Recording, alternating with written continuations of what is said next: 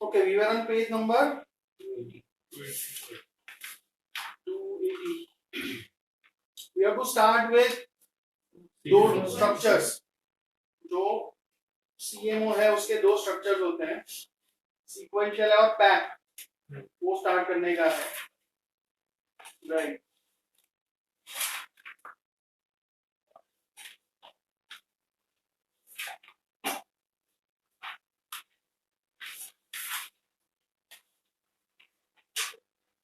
Okay, so page 280. CMO already पता है ना कि जो कैश फ्लो है उसको वाटरफॉल बनाओ. रूल्स, ये पहले लॉस जाएगा तो ये वाला भुगतेगा, या अगर पैसा जल्दी आ जाए, प्री पेमेंट रिस्क है जिसके दो टाइप से, कॉन्ट्रैक्शन और एक्सटेंशन, तो इसको पहले वो बेयर करना पड़ेगा. ऐसे रूल्स होते हैं. उसका टेक्निकल नाम CMO है. तो ऐसे बाजार में बहुत सारे अलग अलग स्ट्रक्चर्स होते हैं, बट जो दो ज्यादा पॉपुलर है वो यहाँ इन्होंने बताए हैं. सो फर्स्ट इज सीक्वेंशियल पे CMO, राइट. CMO में एक है सीक्वेंशियल पे. सो सीक्वेंशियल पे का अंडरलाइन लॉजिक बहुत सिंपल है, राइट. कि वो लोग क्या करेंगे कि सपोज ओवरऑल 100 करोड़ की लोन है, तो उसके दो बना देंगे, सपोज 60 एंड 40, राइट. सपोज दो बना दिए, 60 और 40. अच्छा, oh my god, let me check.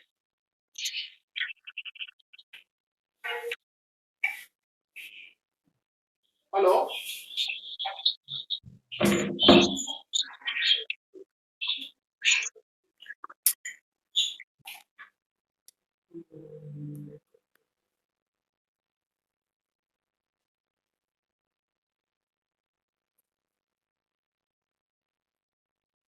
okay, now I think we should be okay. अभी ठीक है. ओके, या सो सीक्वेंशियल पे जो स्ट्रक्चर होगा उसमें क्या होगा कि सपोज 100 करोड़ के लोन्स है, उसके दो पार्ट बना दिए हमने, एक 60 करोड़ वाला, एक 40 करोड़ वाला. अब मॉर्गेज में क्या होता है कि जो इंस्टॉलमेंट आते हैं ना, उसमें प्रिंसिपल कंपोनेंट भी होता है और इंटरेस्ट कंपोनेंट भी होता है, राइट. तो नॉर्मली क्या करेंगे कि इंटरेस्ट तो इसको भी मिलेगा और इसको भी मिलेगा, राइट. जैसे जैसे इंटरेस्ट आता जाएगा, जैसे जैसे पैसा आता जाएगा, तो इंटरेस्ट कंपोनेंट तो दोनों को मिलेगा, बट प्रिंसिपल पहले सपोज इसको ही मिलेगा. समझ में आ रहा है कि जितना प्रिंसिपल पोर्शन आ रहा है ना, वो इसको नहीं देंगे हम, इसको ही देंगे, राइट. और प्रिंसिपल मतलब इंक्लूड या इंक्लूडिंग प्रीपेमेंट्स. समझ में आ रहा है. जितना एक्स्ट्रा पैसा आने वाला है ना, शेड्यूल्ड या अनशेड्यूल्ड जो प्रिंसिपल रीपेमेंट आने वाले हैं, वो सिर्फ एक ट्रांच को ही जाने देंगे, राइट. तो जितना भी प्रीपेमेंट रिस्क लगेगा वो सिर्फ इसको लगेगा. मतलब the exact word is that this will face contraction risk, isn't it. क्योंकि जितना जल्दी जल्दी पैसा आता जाएगा, सपोज इसकी प्लांट मैच्योरिटी 10 साल थी, बट ऐसा हो सकता है कि तो 5-6 साल में खत्म हो जाए, क्योंकि जितना भी एक्स्ट्रा पैसा आने वाला है वो सारा इसको देंगे.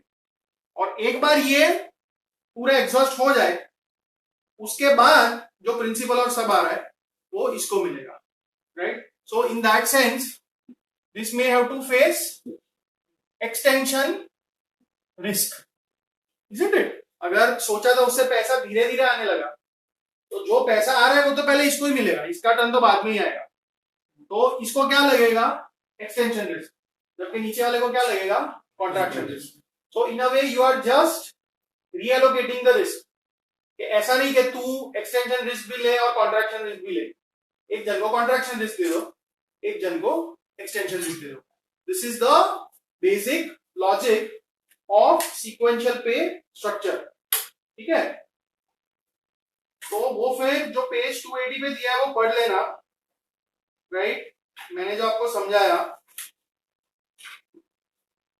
उन्होंने भी एग्जांपल दिया है, फिगर 45.3 जो लिखा है ना,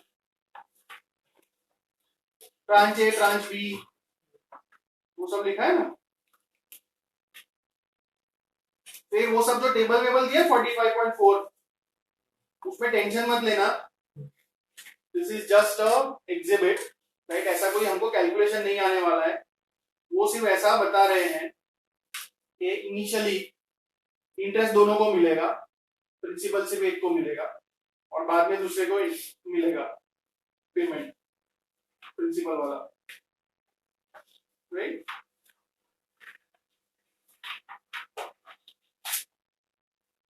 और पेज 280 का जो लास्ट पैराग्राफ है ना, that pretty much sums it up. 280 के जो लास्ट पैराग्राफ है ना, contraction extension risk still exist but they have been redistributed. Short tranche, जिसको पैसा जल्दी मिलता है, जिसको कॉन्ट्रैक्शन रिस्क लगता है ना, that is known as the short tranche. Short tranche which matures first offers relatively more protection against extension risk. It faces contraction risk. The other tranche provides more protection against contraction risk. It is exposed to extension risk. ठीक है, और फिर जो next structure है वो pack है, plan amortisation class CM। जो next है वो पैक है।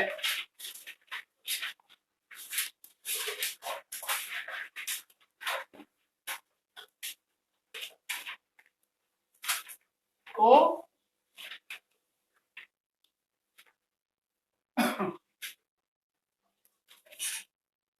जो पैक का स्ट्रक्चर है ना, and it is very popular, right, it is more popular sometime than sequential पे। वो लोग क्या करेंगे, पैक में सपोज टोटल 100 है तो उसमें ऐसा बना देंगे, राइट, कि suppose 70 they will call a pack tranche and 30 they will call a support tranche, right। Support का बढ़िया नाम है बकरा, बकरा समझते हो, right, the fall guy, right.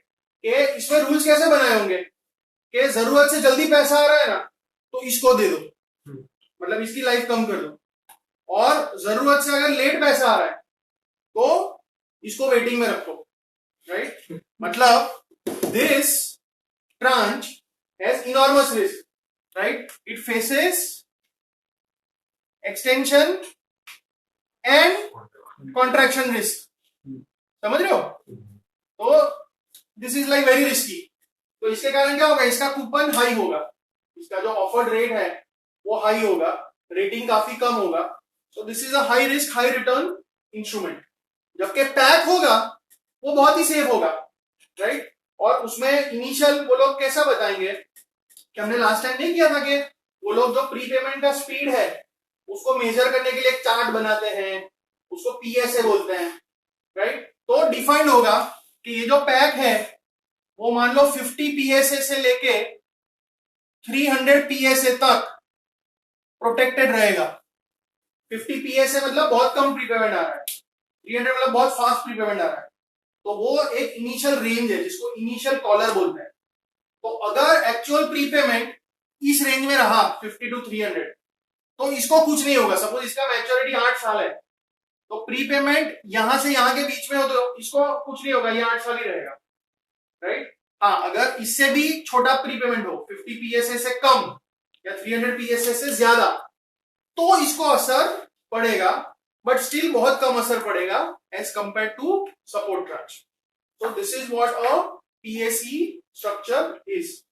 इतना ही आपको समझना है, ठीक है। और मैंने जो बताया उन्होंने भी ऐसे नंबर्स दिए हैं, you can look at figure 45.5। Figure है उसमें देखो पीएसए स्पीड है 0 से लेके 500 तक स्पीड है द फर्स्ट कॉलम है ना और दो लाइंस दी है 100 से 300 के बीच में that is the initial collar तो अगर प्रीपेमेंट 100 से 300 पीएसए है तो जो पैक 1 ट्रांच लिखा है उसका लाइफ देखो 6.5 साल कांस्टेंट रह रहा है यस और नो जबकि मर कौन रहा है सपोर्ट ट्रांच अगर पीएसए 100 है तो सपोर्ट की लाइफ 17.1 हो गई और 300 है तो सपोर्ट की लाइफ सिर्फ 2.9 रह गई तो वो बकरा है ठीक है वो बकरा है जो भी वेरिएशन है वो अपने पर ले लेगा और फिर वो कॉलर के बाहर जाता है तो पैक पे असर है but still you can compare असर काफी कम है ठीक है असर काफी कम है तो that is the logic of a pack structure understood ठीक है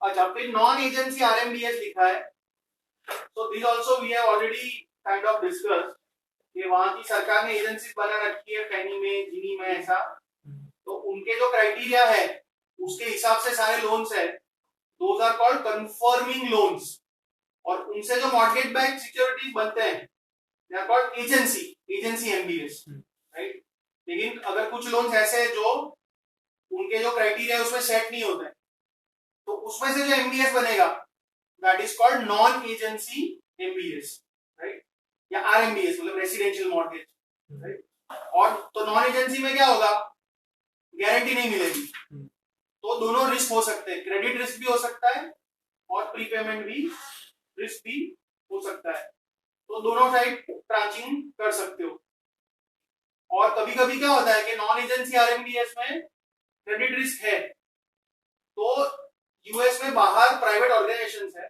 जो गारंटी वगैरह भी देते हैं इंश्योरेंस देते हैं तो ऐसा कुछ करके आप क्रेडिट एनहांसमेंट करवा सकते हो राइट क्रेडिट एनहांसमेंट भी करवा सकते हो बेसिकली ये सब है ना रेटिंग का खेल होता है कि यार मेरा ये है आरएमबीएस वो एजेंसी वाला तो नहीं है तो क्रेडिट रेटिंग कम मिलेगा बट फिर भी मेरे को क्रेडिट रेटिंग अच्छा चाहिए तो maybe I can add some external guarantees right तो वो सारे मैकेनिज्म होते हैं और उसमें एक शिफ्टिंग इंटरेस्ट मैकेनिज्म लिखा है वो आपको पता होना चाहिए वो एक बार अपने पढ़ते हैं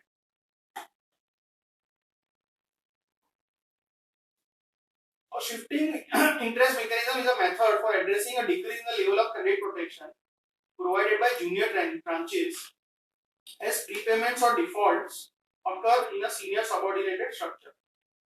If prepayments or credit losses decrease the credit enhancement of the senior security, the shifting interest mechanism suspends payments to subordinated securities for a period of time until the credit quality of the senior securities is restored.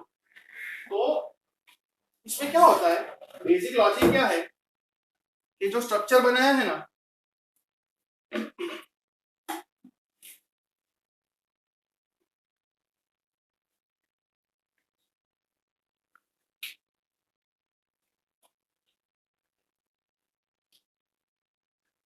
Suppose जब हमने चालू किया तो total 100 था उसमें 75 senior है और 25 subordinated है सबऑर्डिनेटेड अगेन मींस कि वो पहले लॉसेस एब्जॉर्ब कर लेगा अब चाहे वो क्रेडिट रिलेटेड हो या प्रीपेमेंट रिलेटेड हो पहले ये मरेगा बराबर अच्छा तो कई बार क्या होता है कि सपोज जल्दी से प्रीपेमेंट आ गया या कुछ क्रेडिट लॉस हुआ तो ये 25 का 20 हो गया ये हो गया 25 का 20 हो गया बराबर but then another concern is कि पहले तो 75-25 था मतलब रेशियो क्या था ये 1 है तो ये 3 है ये रेशियो में था ना प्रोटेक्शन अभी तो प्रॉब्लम हो गया कि ये तो 75 ही है बट ये कम हो गया तो फिर क्या करेंगे कि जो नया पैसा आ रहा है ना वो इसको देना बंद कर देंगे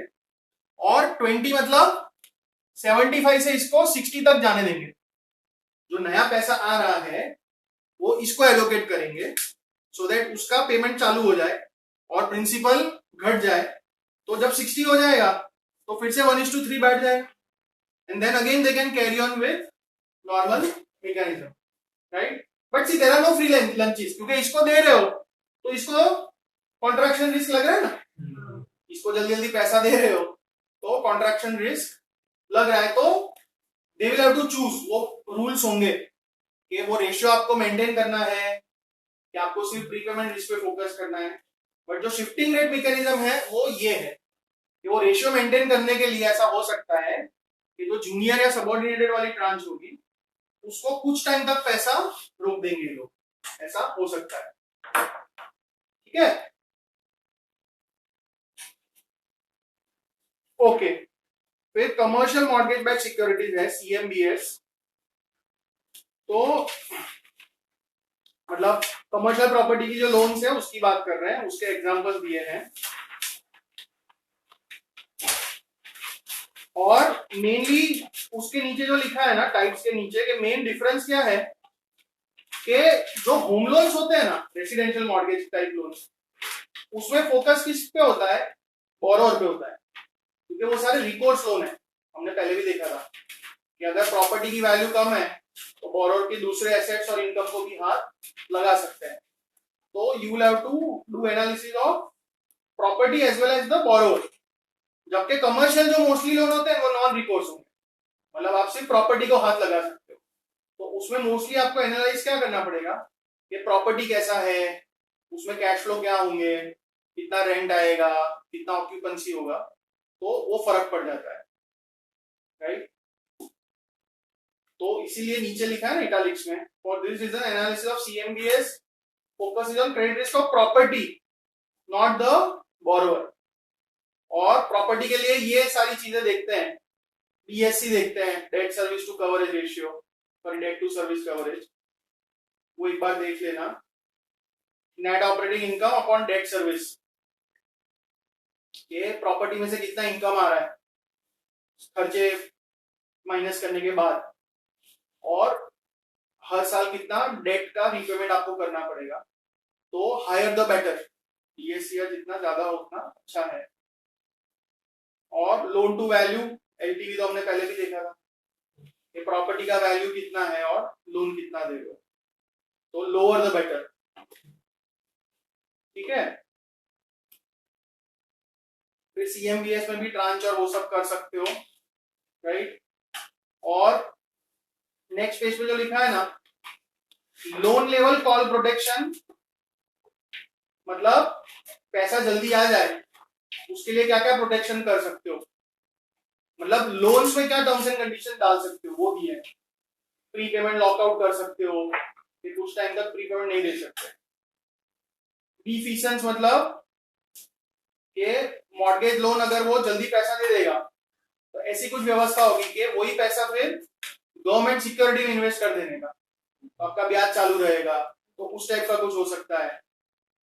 फिर पेनल्टी रख सकते हो या एक्स्ट्रा चार्जेस ले सकते हो, यील्ड मेंटेनेंस चार्जेस ले सकते हो। और उसके नीचे जो लिखा है वो CMBS लेवल, मतलब लोन तो हो गई बट फिर जो स्ट्रक्चर बनाएंगे वाटरफॉल स्ट्रक्चर, उसमें क्या क्या चीज डाल सकते हो। तो ऑब्वियसली वो तो अपने मतलब ट्रांचिंग और ये सब कर ही सकते हैं, ऐसा कि एटलीस्ट कुछ इन्वेस्टर्स को प्रोटेक्शन मिल जाए फ्रॉम अर्ली प्रीपेमेंट। और उसके नीचे एक टर्म लिखा है बलून पेमेंट, तो वो क्या है? बलून पेमेंट खास करके कमर्शियल लोन्स में होता है। कि क्या होगा पता है कैसा होगा कि सपोज मैं लोन ले रहा हूं, सपोज ये पूरा बिल्डिंग है, राइट? सपोज ये गोयल है ना, कुछ टावर्स वो लोग बनाते हैं ना, वो सिर्फ लीज पे देते हैं, बेचते नहीं है, राइट? सपोज ये जो बिल्डिंग है ना आपका, ये स्टारबक्स वाला प्रहलाद नगर, राइट? वो जो पूरा बिल्डिंग है उसमें पहले एक होटल थी Formula 1, अभी हॉलीडे इन हो गया है।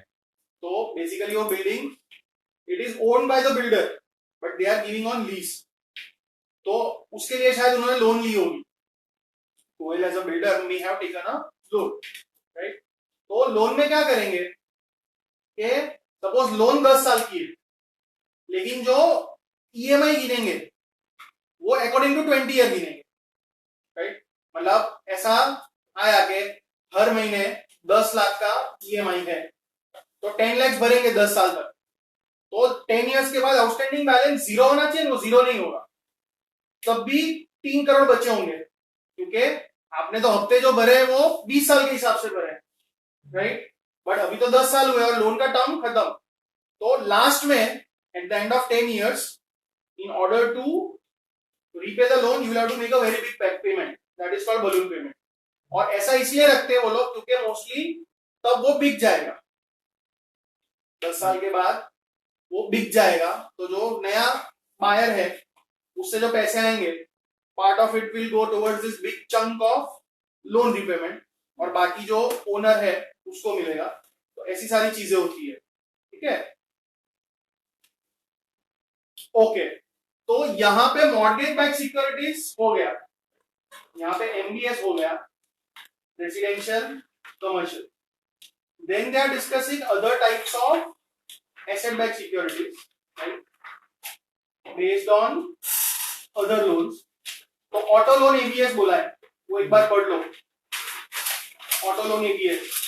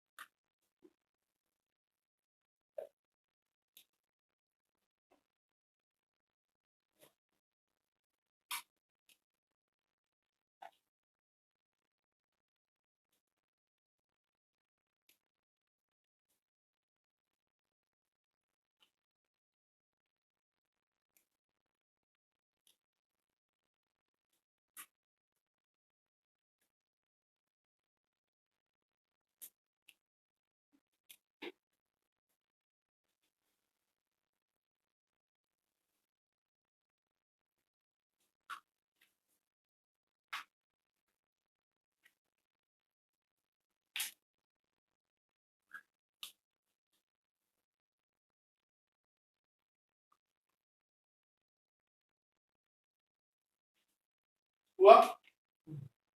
तो ऑटो लोन में क्या बोल रहे हैं, they are backed by loan for automobiles, obviously वो शॉर्टर टर्म रहेंगे 36 to 72 months, right. The cash flow components of auto loan back securities include interest payment, scheduled principal payment and prepayments, so like mortgage। Auto loans prepay if cars are sold, traded in, मतलब exchange या repossessed, पैसे नहीं भरे तो ले जाएंगे वापस। Also occur if it is stolen or wrecked और इंश्योरेंस का कुछ आ जाए, right? Borrower may simply use excess cash to reduce or pay off the loan balance। तो ऑटो लोन में क्या है कि प्रीपेमेंट तो हो ही सकते हैं, but if you compare to mortgage loans तो प्रीपेमेंट कम होगा, और होगा तो भी इंटरेस्ट रेट के कारण नहीं होगा, समझ रहे हो। क्योंकि सबसे बड़ी बात क्या है कि रियल एस्टेट है, mostly it has a tendency to hold constant और एटलीस्ट एप्रिशिएट, राइट। तो सपोज मेरा घर है तो मेरे को मन हो सकता है 5 साल के बाद कि मेरे घर की वैल्यू बढ़ गई है, या इंटरेस्ट रेट मार्केट में कम है तो लोन कहीं और से ले लो, इसको रीपे कर लो। गाड़ी में तो क्या होता है कि डेप्रिशिएट होता रहता है ना, गाड़ी को, गाड़ी की वैल्यू बढ़ नहीं सकती, राइट। तो वो तो डेप्रिशिएबल एसेट है, तो 5 साल की लोन ली हो तो 2-3 साल बाद में ऐसा सोचू नया लोन लूंगा और इंटरेस्ट रेट के कारण, तो वो सब नहीं होगा।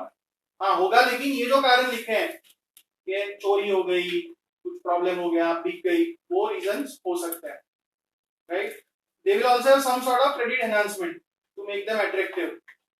सीनियर सबऑर्डिनेट स्ट्रक्चर हो सकता है, राइट। और internal credit enhancement methods, reserve account, excess interest rate or over collateralization is often present in these structures. Over collateralization का क्या मतलब है?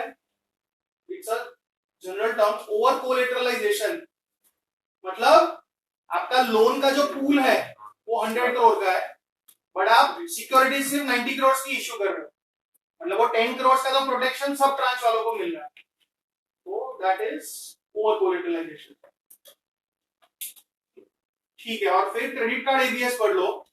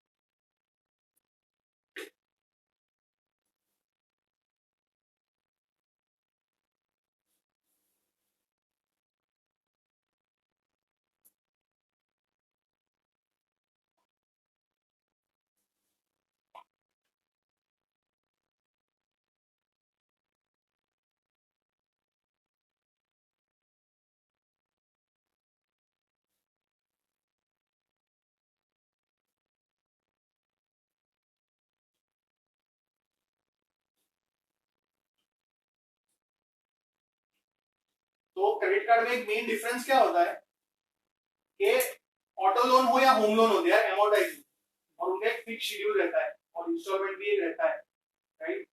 जबकि ये जो है क्रेडिट कार्ड के जो लोन्स होते हैं, these are all revolving credit loans. Revolving credit मतलब क्रेडिट कार्ड यूज करते हो कोई? उसको करते हो, right.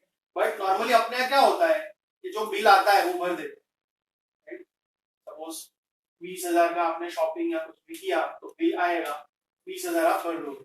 But in western countries, more developed countries, actually lot of people what they do is ये 20,000 का है तो आपके स्टेटमेंट में लिखा होगा मिनिमम पेमेंट, मिनिमम पेमेंट तो 5-10% ही होता है, तो सपोज 10% मतलब 2,000 भर देने का, और बाकी का 18,000 है वो एक मस्ट लोन बनेगा, मस्ट क्रेडिट कार्ड के लिए, कंपनी के लिए, राइट, जिसपे आराम से 24-25% ब्याज लगेगा, राइट। और फिर वो चलता जाएगा, तो that is the credit card loan, right.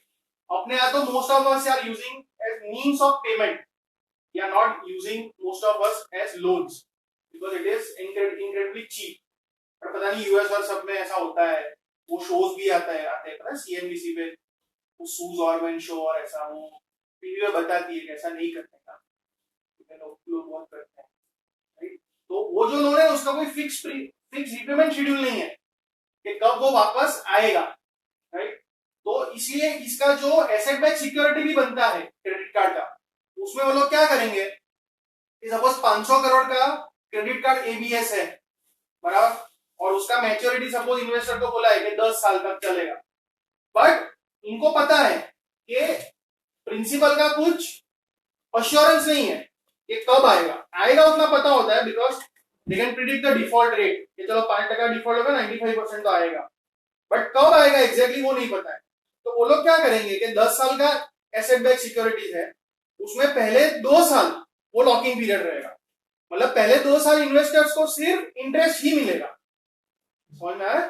वो लोग ऐसा रखेंगे क्योंकि इसमें ठिकाना नहीं होता कि कब होगा। हाँ, अब 2 साल हो जाएंगे तो lot of principals would have started coming in, then they can manage. तो इनिशियली वो लॉकिंग पीरियड रखेंगे क्रेडिट कार्ड एबीएस में। तो उसमें पंगा क्या होगा कि आपने तो लॉकिंग पीरियड बोला है 2 साल प्रिंसिपल नहीं मिलेगा, लेकिन कुछ तो कस्टमर्स होंगे जो वो 2 साल में प्रीपे कर देंगे, राइट? तो इसके कारण ये लोग क्या करते हैं कि लॉकिंग पीरियड के दरमियान जो प्रिंसिपल रीपेमेंट आते हैं उसका यूज करते हैं to buy more credit card loans, so the pool changes. So this is the only asset backed security. This does not happen with MBS या ऑटो लोन्स का ABS. ये सिर्फ क्रेडिट कार्ड ABS का एक distinguishing feature है कि locking period में जो पैसा वापस आ जाएगा उससे वो लोग नया क्रेडिट कार्ड के लोन्स खरीद लेंगे। तो वो चीज इसमें याद रखने वाली है, उतना पता होना चाहिए। ठीक है, और फिर लास्ट में लिखा है सीडीओ। लास्ट में क्या लिखा है? सीडीओ।